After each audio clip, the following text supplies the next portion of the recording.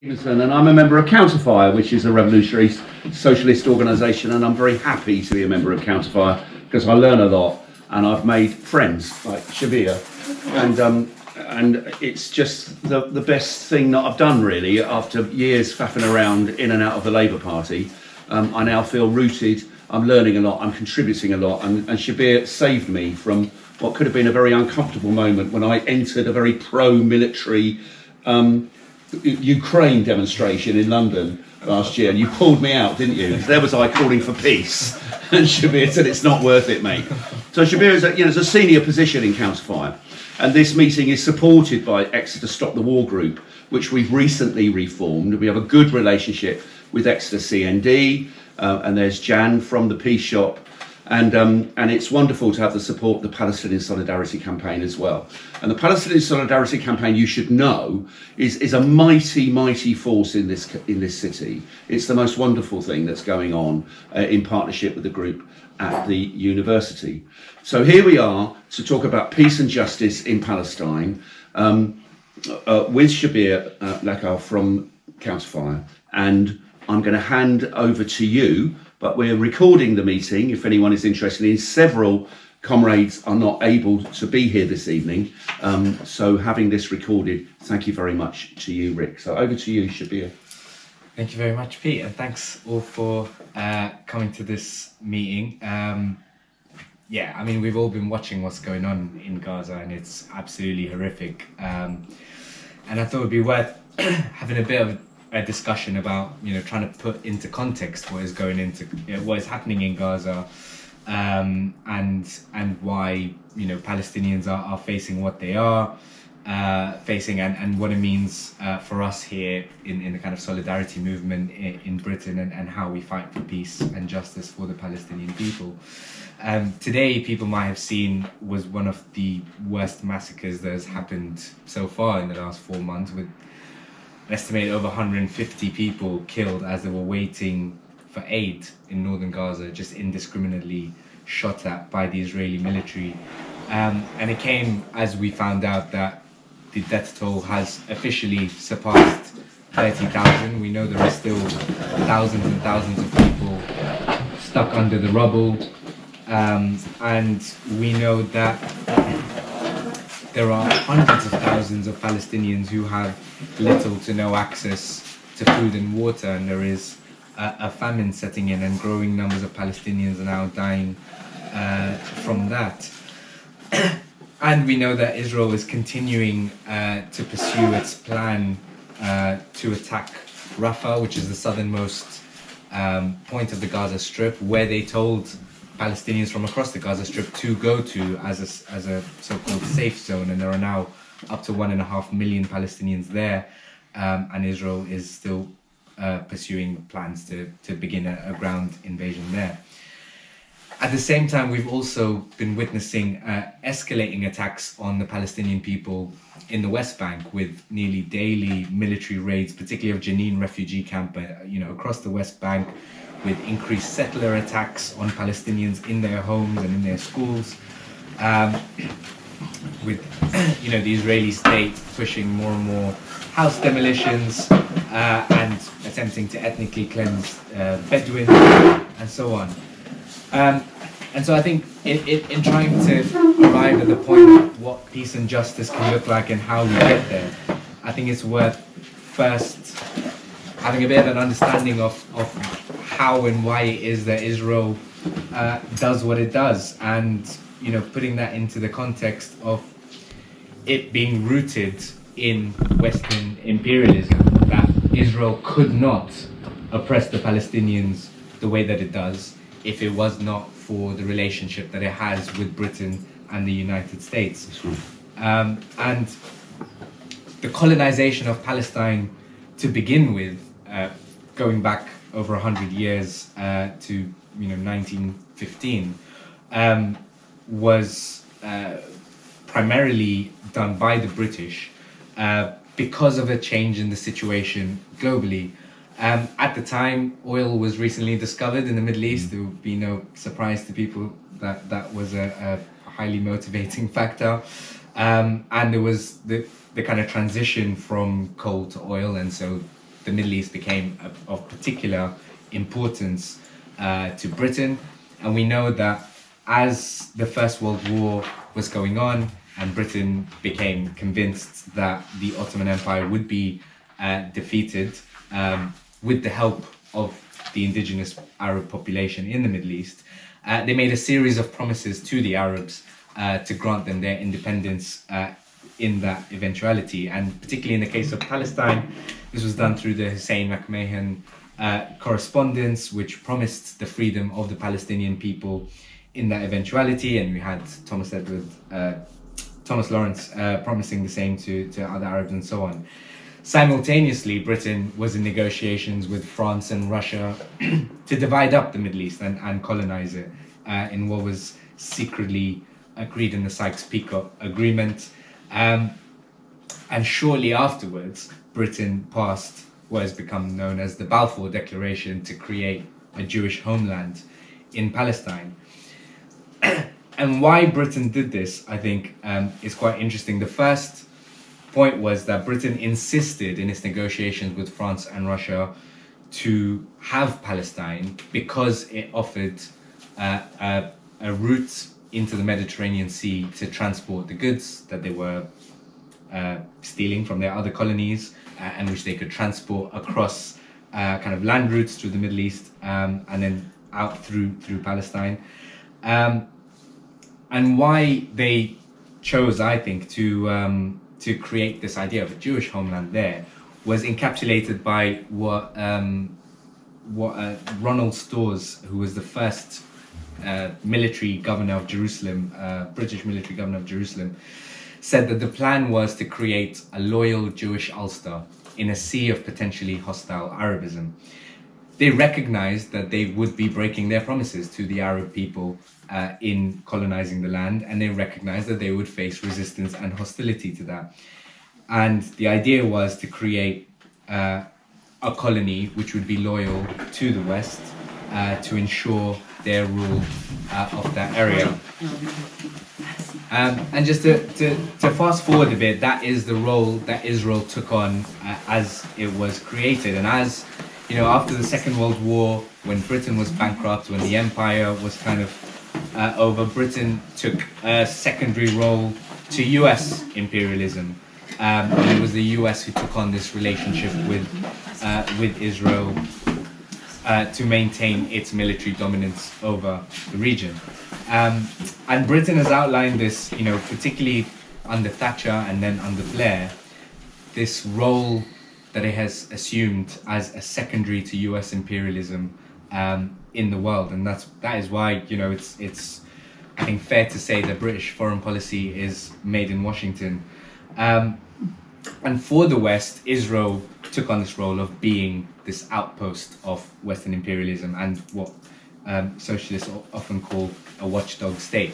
It was Joe Biden a few years ago who described Israel as the best $3 billion investment that the United States makes. And if Israel didn't exist, they would have to invent one. And you can see over the years a number of times where the US has relied on Israel as a kind of military base in the region to bomb a number of countries in the Middle East. In 2006 in particular, when the US and the UK were embroiled in the wars in Iraq and Afghanistan and kind of at their military capacity, they relied on Israel to attack Hezbollah in Lebanon to try and stop them, you know, gaining the growing influence that they were, although they failed and you know they lost that war. But you can see Israel's actions as part of carrying out the West's protecting the West's interests in the region. And I think particularly right now we're in a period of US imperial decline. We've had 20 years of the war on terror, which has utterly failed and reduced US influence in the region and globally. We've had 2 years of this war in Ukraine, which the United States and NATO were sure would be an easy win and an easy curbing of Russia's power, which hasn't worked out, which is in a stalemate, and which they are now having to try and reach a negotiation with Russia over.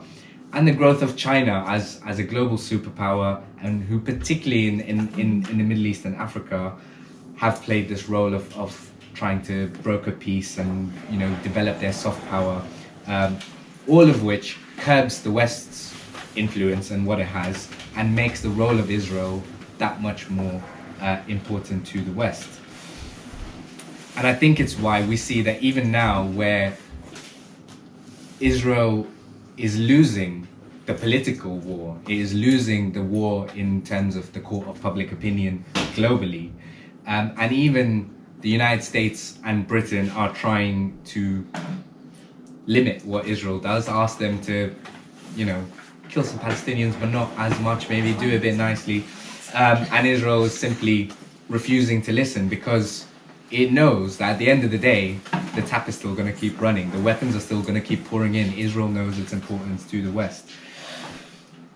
So in terms of talking about kind of peace and justice in the area, I think it's worth noting that currently, between the River Jordan and the Mediterranean Sea, from the river to the sea, there exists at the moment just one state, and it is the state of Israel. It is an apartheid ethnocratic state whose existence depends on the occupation, oppression, and ethnic cleansing of the Palestinians, and whose function it is to maintain Western imperialism.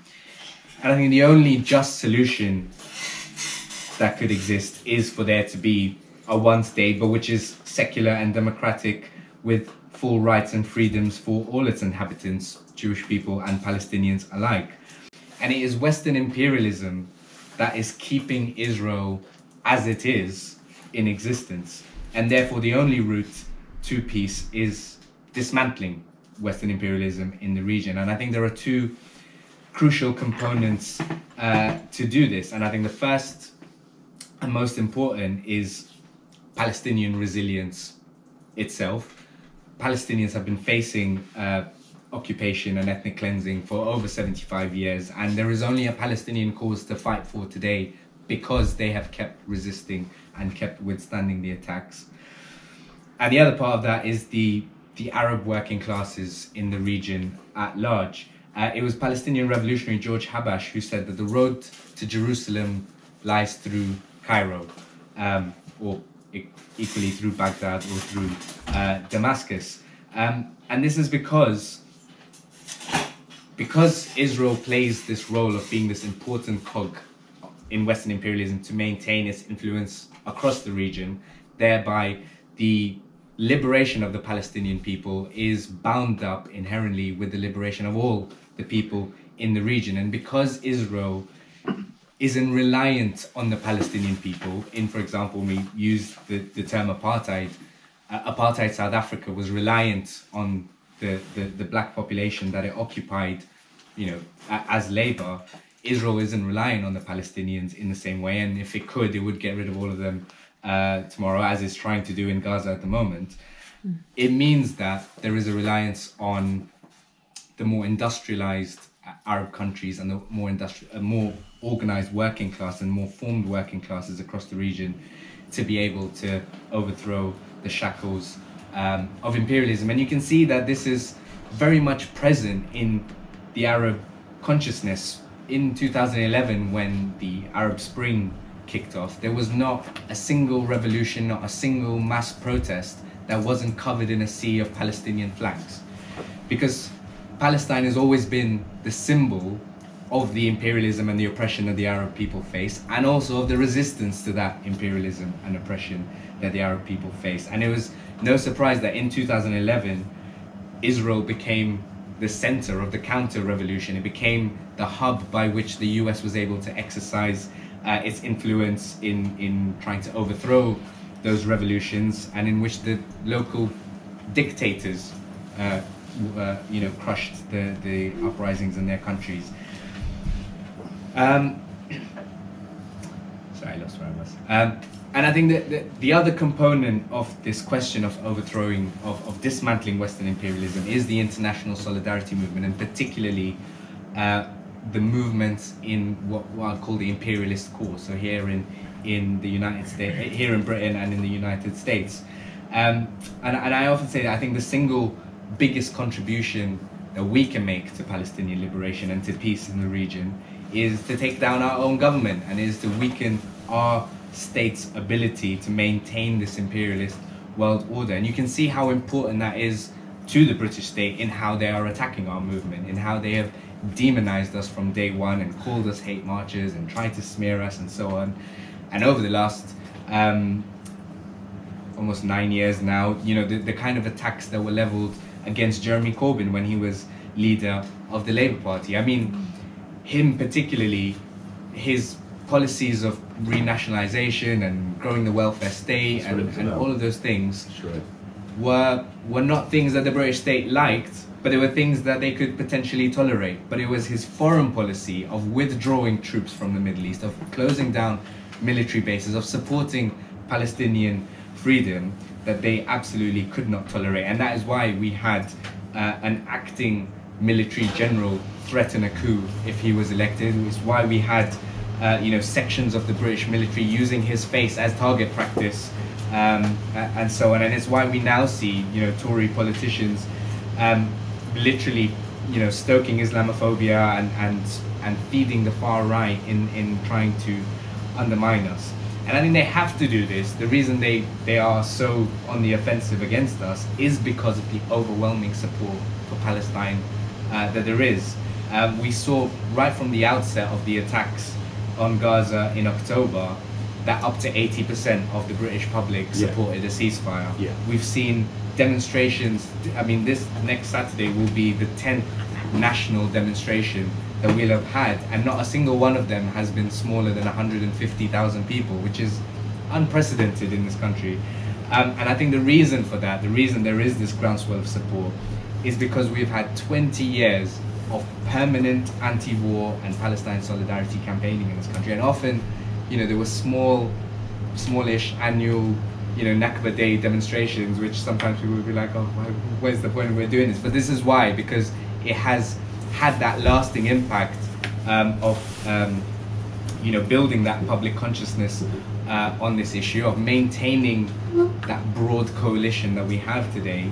And I think it has built a movement that is at its core anti-imperialist and revolutionary. And I think we can flesh some of this out in the discussion, and if people want to ask more about the history or more about the movement and kind of next steps, we can do that. But I'll just end by saying that I think our tasks ahead of us are to keep mobilizing, because what they're trying to do is to stop us from mobilizing. They're trying to make us afraid, they're trying to make us demoralized, and we can't let them do that.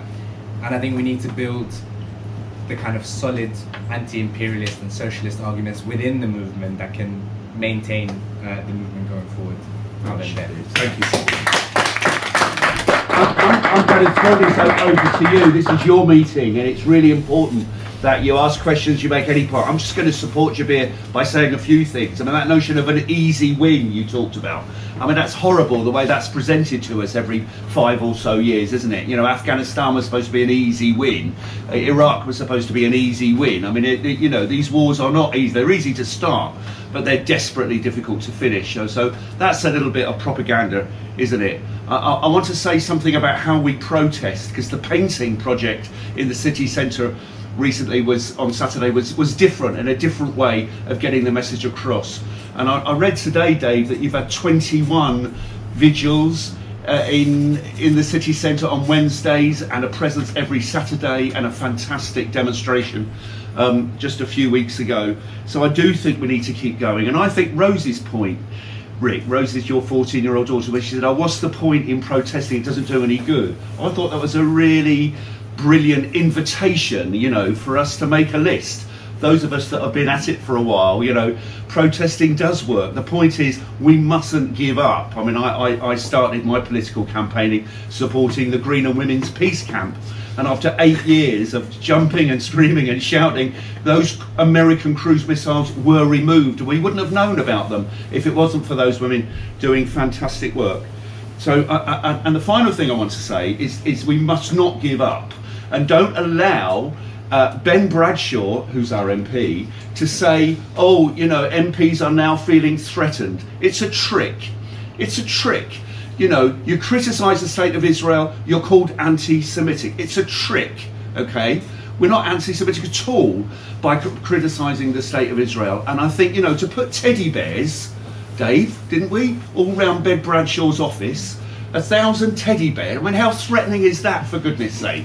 It's really, really important that we keep going and we keep getting our message across in different ways. I'm Pete Stevenson. I'm Stop the War chair, and it's really lovely that you're here. Now I'm going to shut up. Who would like to speak? Jill? Okay, just first thing is I've been involved in politics a long time, and I'm still reading stuff now about Palestine, about Sykes-Picot. I've been listening to the brilliant thing on Radio 4 about the 3 million who died in the Bengal famine during the Second War. And I keep saying to myself, how come I didn't know about this? And I think that's the thing that's shocked me more than anything else is how ignorant, and I studied history, for goodness sake, you know, and I think once you do understand what the origins and roots and the role of Western imperialism is, then I think it just cuts through all the arguments like, you know, like a hot knife through butter.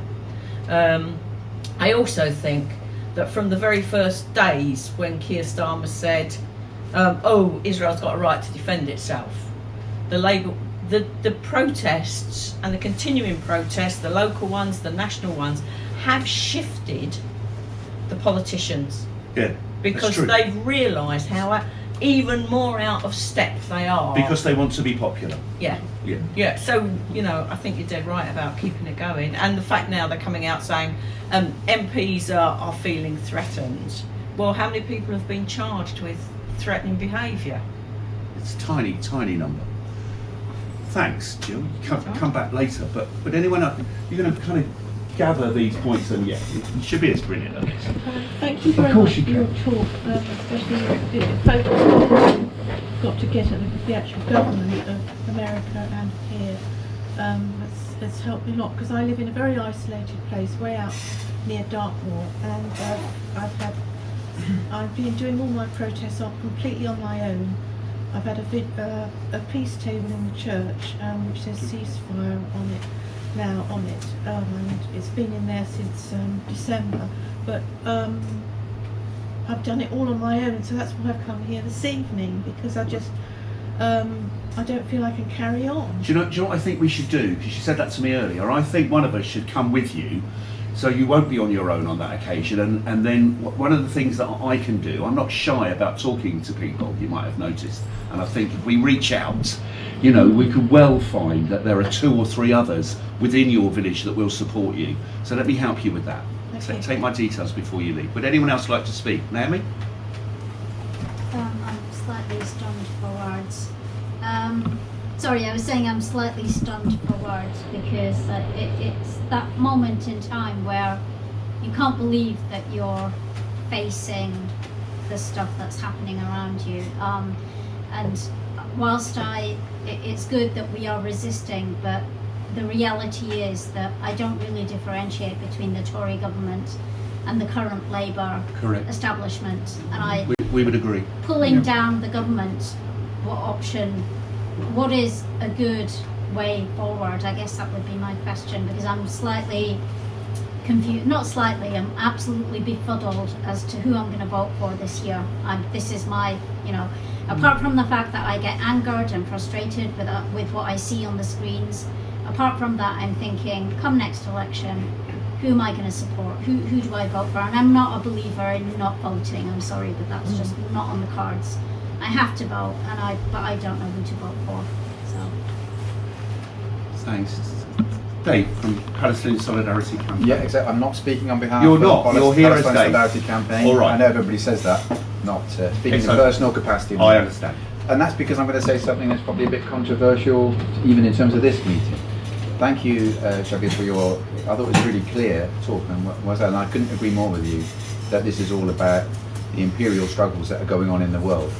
And I wondered all through this, pretty much everybody in our group has been focused rightly on the humanity and the loss of humanity, hence the event is taking place on Saturday, the death of humanity, that there's a procession that we've organised for, because people can't believe that in this case, unlike 2014 ironically, which was bad enough, you know, when over 2,000 Palestinians were killed, that Israel's crossed every single humanitarian red line and more, and celebrated it, and there's been virtual silence from the whole international community. And I kept thinking for weeks and weeks, why are they not saying something? They're all quiet, and even to the extent they're saying it's not time for a ceasefire, it's not time for a ceasefire. And then it sort of dawned on me, maybe this is just me making it up, that they don't think in the terms that we think, of all the lives that are being lost and destroyed and everything else. They think in their geopolitical terms. They're all trained in the ruling classes, wherever they are, to think in terms of this game of chess, the diplomatic international, and they only see it in terms of this struggle that's now taking place. We've got a new geopolitical struggle taking place. Well, you've said it right. US imperialism is fading, it's dying, and like any cornered beast, it's desperate to cling on, and it uses Israel, and Israel uses the USA. Israel controls US foreign policy. It's effectively put itself at the center of foreign policy developments for that massively important center of you know, the world in terms of resources and movement of goods and everything else. So I think that's the most critical thing. Whether you agree with Russia or China, nevertheless, the struggle is taking place. The USA is losing, and that's the most important thing to hold on to. Britain, which was always imperialist and has struggled to maintain some sort of influence in the world, has tied itself to the mast of the USA. We're going to go down with that ship unless we change. It's absolutely right you say. Only way we can liberate Palestine, and the Palestinians will liberate themselves, I think. We should be honest with ourselves. Every single thing we've done during this thing, it's important for solidarity, for empathy, and to keep ourselves sane. But it's not stopped anything. The people that have stopped what's happened, or at least stopped Israel achieving a victory, they've caused massive, massive destruction. But they've lost. They've lost. When you look at what their objectives were, okay, are the Palestinians and Ansar Allah and Hezbollah. Those are the heroes of this. So my final point, I know people want to say things, we need to be pushing back on all this stuff about who are the terrorists. Who are the terrorists in this situation? Ansar Allah have now been designated a terrorist group again. The whole of Hamas has been designated terrorist. It wasn't until 2 years ago. There's a separation, just as it was with the IRA and Sinn Féin. The armed sections, yes, they might do terrorist acts, but the others are political movement. We need to push back on that. We need to say the terrorists are not the people that we're being told are the terrorists. And I think we would all agree that the notion of a 4-hour pause, I mean, how terrifying is that? A 4-hour pause to get some medical relief in, but you know that the bombing's going to return. I mean, that's just shocking. I don't know your name, but you're really welcome. Like what we were saying, like I'm French, and what we saw in France is like the same way that like the government says when you work with Palestine, you like always work with Hamas, and like you are anti-Semite, and like it was used by the government to like stop all the demonstrations, to like arrest a lot of people. Like people were expelled of France to Palestine because just they wanted to like talk about what's happening. It will like for the like 2 first months after like the starting of the genocide, like the government like says that there was no place for Palestine words. Like there was just big meetings and big demonstrations with a lot of Israeli flags and people telling us like this is the truth and the other ones are terrorists. Sure. And really it was horrible to see it, and because like even like as far left people who don't agree with it, like who can do things without the government, like it was hard to see like in my city people like just painted a Palestinian flag on a wall, and they were like all of them were arrested, and there was like they were charged, and like in their home. like the police came to their home Sure. and take them. Sure. Like really there was a lot of, like it's not the most important thing. Like this the people who have that like don't have bombs on their heads like every day. Thank Like, you. it's not the problem. No, just saying like in France was like really starting to be far right. Like not starting, but really far right at the moment. Like it's really important to like for the government to be against Palestinian things, also because it was raised by like the poor people and like the sorry by immigrants people. We have another French speaker in the room if you want some support. Seriously, I just want to support what you're saying. And in terms of protesting, I think there are lessons for us to learn in terms of what the French farming unions have done recently in Paris in terms of the techniques they've been using. My French, you want to speak? Are you okay? Ouais, non. You're right. Je suis français aussi, oui. Okay. So, lovely. Jan? Yes, I think something that worries me a bit is that people who have been very active over many years, it's probably not too difficult for them to have sort of burnout, and that's bad enough. But what I'm finding with people I know, some friends, but mainly people that I know, is that they're just turning off the news now because they said it's all too depressing. So the Palestine, there's climate change, there's the Rwanda policy. They think there's so many things that are so depressing. It's very difficult to engage them in conversation and say we've got to keep going on this and keeping the issues alive. So some ideas on how to counteract burnout. Shabbir will answer that. I mean, Yeah. one of the reasons that we try and make our Stop the War meetings positive and welcoming and uplifting, and the Council Fire meetings the same, is in response to that depression. I mean there's copies of a newspaper here that you take away. It's a free newspaper, and there are lots of leaflets and posters and badges to take away and to start a conversation. I want to say something about wearing a badge on my hat. Several times recently, I've had a really positive conversation about the Palestinian issue prompted by this badge. So, you know, there are different ways of engaging, and I think you're right, Jan, to say that. We just have to keep our spirits up, don't we, and support each other. Do you want to speak? You're all right. Anyone who hasn't yet spoken? I don't know if it's me being optimistic, but I've seen a shift in the last few weeks, maybe two months. It's the same as you, Peter. I carry my kefi everywhere, just to kind of provoke people. And more and more people now come to see me and say that they have solidarity. I don't understand what's going on there, and they have solidarity. And it's another way to kind of not being depressed.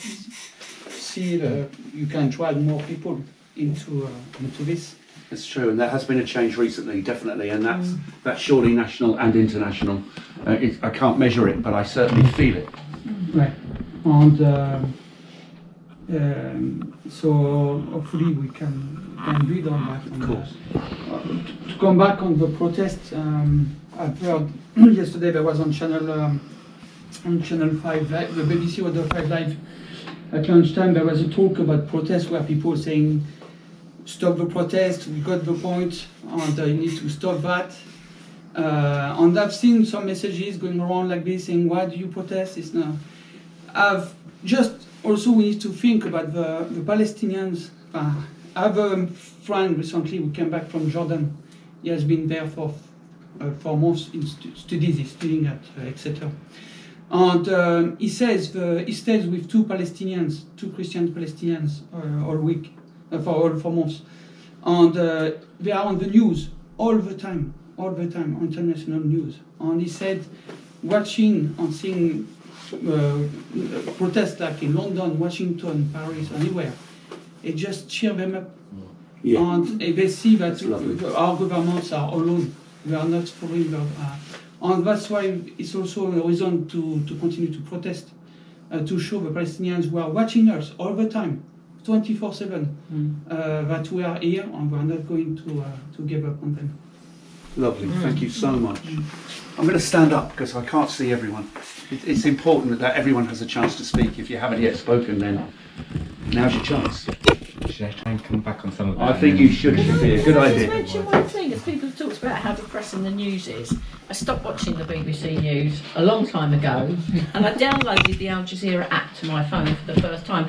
And what you get from that is there's a big wide world outside of the USA and British and Western Europe that doesn't think like that, you know. So you will come across coverage of massive demonstrations from all around the world, which is heartening, and they've got good coverage of what's going on in this country.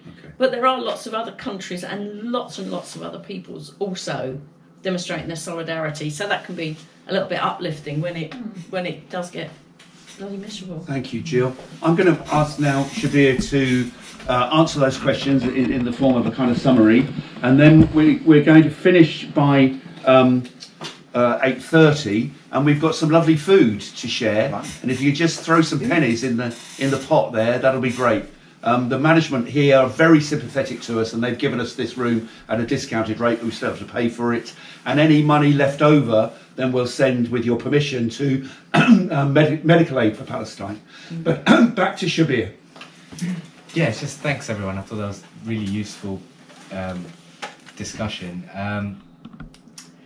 I think, yeah, just on that last point, I mean, I visited Palestine, well, the West Bank in 2019, and honestly, there was not a single Palestinian I met who, when I told them I'm from London, immediately pulled out their phone and showed me pictures and videos of our demonstrations in London and said, we saw you protesting for us. And that it gave them hope. So I think, yeah, apart from anything else, I think, you know, that is a reason to keep protesting, you know, so that they know that we are with them. I think yeah, I'm just trying to tie things together, sorry. I think you're absolutely right what you said, Jill, at the beginning about kind of how little we know of the history, and that's deliberate. It's not accidental. It's not personal ignorance. You know, it is the way the curriculum is crafted, the kind of things we're taught about and let to know about is deliberate to, you know, confuse us and to erase Britain's role in the worst atrocities happening in the world. And it's because they don't want us to know and to be activated and to understand that actually imperialism isn't something which happens to people far away and is distant and separate from us. But imperialism exists as a two-sided coin. Britain does what it does in terms of its role in the world and oppressing people and exploiting, you know, their resources and labor and so on, so that it can oppress us here at home. Mm-hmm. We are exploited as the working class here in Britain as part of that same coin. Britain maintains that system in that way. And I think this is an argument that we need to win with people as well, because it's not purely about, it obviously is about, you know, the morality of the situation and how horrible it is, and that we don't want human lives to be killed, but we have a direct material interest in ending our government's imperial role in the world, because our freedom is bound up in the freedom of the people that our country oppresses. And I think it's for that reason, I think on that question of kind of bringing the government down and where do we go, I personally don't think elections are the most important thing. I don't think voting, you know, ticking a box once every 5 years is the most important thing. I think what we do outside of the parliamentary system is just as important. And I think when you look at, you know, I mentioned, for example, that right at the outset, we had 80% of people supported a ceasefire. We've seen, for example, in November, when the Home Secretary, the Prime Minister and the Metropolitan Police tried to tell us that we couldn't march on Armistice Day. And we said we'd do it anyway. And we did. We brought 1 million people out and we sent Suella Braverman to the job centre. And I think it's constantly reminding people about the power that we have, and that we do have the power to change things ourselves and not rely on the Keir Starmers and whoever else to do it for us. And I think for that reason, I think, you know, it's not to dismiss elections altogether or say that they're not important, but I think what's more important is what we do outside of it. And I think the reality is, in the next election, whenever it is, later this year or early next year. Today in Rochdale. Well, today in Rochdale, which is a referendum on Gaza in itself. But Yeah. but I think the likelihood is, as it stands, obviously anything can happen, but as it stands, we are almost certainly going to have a Starmer-led government. However, I'm sorry. I know. So we say, and I'm wondering if the Germans say we have a Labour government, and then we say, I told you so, because there'll be no change in foreign policy. No, exactly. But also, I think what happens between now and then is just as important, because there are, for example, a number of people who are now going to be standing as independents, like Galloway and Rochdale, and Leanne Mohammed against Wes Streeting, and Andrew Feinstein against Starmer. To varying degrees of success they'll have, but the more support that they do have, the better. And I think the more our movement carries on and continues to mobilize people and continues to build the arguments around this, the better placed we'll be to change the dynamic of that up until that point. But it's also, I think, about how we bring down the government. If tomorrow our movement disappears, and in 6 months' time we have an election and Keir Starmer wins, he comes into Parliament completely unopposed. Whereas if our movement carries on, and we are the reason, a big reason why the Tories lose the election, and that Starmer knows that he's coming into Parliament with an organised mass movement that will hold him to account in the same way that we have done with the Tories, that is crucial, because that is how we then exercise our power going forward. And I think it's important that even if Starmer wins, that people have confidence in knowing that we brought the Tories down. Because when they have that confidence, then they know we can also bring Starmer down. Do you know what I mean? But where is leverage? Because, I mean, what is going to take place at the end of the year, and we are for another 5 years. So Starmer has another 5 years. So you can, I mean, we can do whatever we want next year. I mean, we have no leverage on him. I mean, how can you put pressure? Because House of Commons is where things happen. Laws are passed, decisions are made. So somewhere we have to pressure the politics. So how do we do that? Yeah, no, absolutely. And I mean, last week you will have all seen the shambles in Parliament when there was the ceasefire vote, right? That shambles happened because Labour was pushed into a position where it could no longer just vote against the ceasefire like they did the last time. And that was because of our mass movement. And we know that we can exercise that pressure from below. On and the MP. Yeah, on yeah, exactly. And so I think that's important. And I think the thing I was trying to get at is that what's important about our movement is, you know, you were mentioning about like you've been protesting in your village, you know, for the last 4 months. And I'm hearing stories every day of stuff happening like that all over the country, in the most remote places, with individuals. I heard, you know, in East London where I live, there was a school strike where school students said they're going to walk out of school and demonstrate again, you know, to call for a ceasefire and against the schools basically clamping down on any kind of solidarity with Palestine. And all but one of the schools in the borough were forced to authorize school students leaving the school for these protests, firstly. And in the one school where they didn't, the headmaster tried to physically block the front door of the building to stop students leaving, and 12-year-old girls broke out the fire escape and scaled the walls of the perimeter to leave. So the level of determination and creativity and you know, all of these things is so widespread, and I think that is a source of hope. And I think it's imperative on us to not just keep it going, but to unite it and organize it as much as possible, because that is our strength. And I think, you know, we talked about, like you said, I think you're absolutely right, that it will be the Palestinians who free themselves. It will be the Arab people in the Middle East who free themselves. But our country is holding them back. imperialism is the shackles that is stopping them, and our role has to be to loosen and hopefully break those shackles from our side as much as we can. And I think that's what we always have to keep at the forefront of what we're doing. And I think the way we do it and the way we counter, demoralization and burnout and to keep this going is to remind people that we do have power and that when we exercise it, we can win. And I think taking down Suella Braverman is a good example. You might not remember this now, but in October, they wanted to ban us waving the Palestinian flag altogether. They haven't been able to do that. From the river to the sea. They tried to stop us chanting from the river to the sea. They haven't been able to do that. They've tried to stop us using the word intifada. They haven't been able to do that.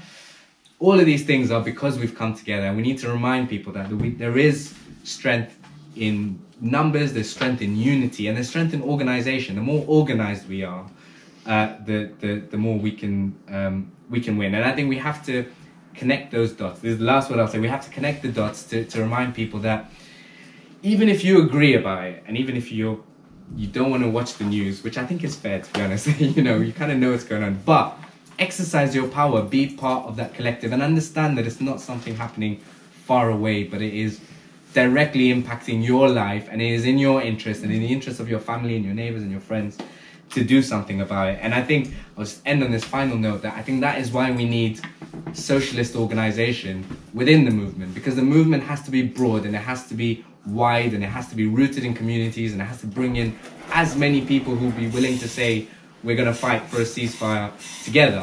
But within the movement, we need that analysis of imperialism and the kind of direction we need to be going in, and targeting our actions at the British state and so on. And that's what Counterfire is trying to do, and that's the purpose of meetings like this and the newspaper we produce and so on. So yeah, just a final word to please join Counterfire if you're not a member, because the more of us there are, the stronger we will be. So yeah, thanks. Thank you, Shabbir. Thank you. Newspaper around. This is the free monthly, maybe even more often, newspaper that Counterfire produce.